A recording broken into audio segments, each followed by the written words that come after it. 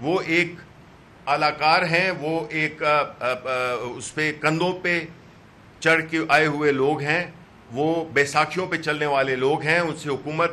چل نہیں رہی۔ وہ اپنے جو سپیکر ہیں وہ اپنے پارلیمنٹ کے استحقاق کا تو پہلے اپنا جو بنیادی ان کی ڈیوٹی ہے اس کو تو وہ پورا کریں، جو کہ وہ پورا نہیں کر سکے۔ یہ شرم کا مقام ہے کہ ایک سپیکر جو ہے بجائے اس کے کہ وہ اپنے ایوان کی عزت، توقیر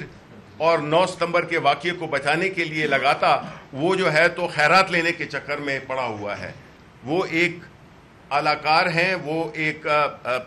اس پہ کندھوں پہ چڑھ کے آئے ہوئے لوگ ہیں، وہ بیساکھیوں پہ چلنے والے لوگ ہیں، ان سے حکومت چل نہیں رہی۔ وہ اپنے جو سپیکر ہیں وہ اپنے پارلیمنٹ کے استحقاق کا تو پہلے اپنا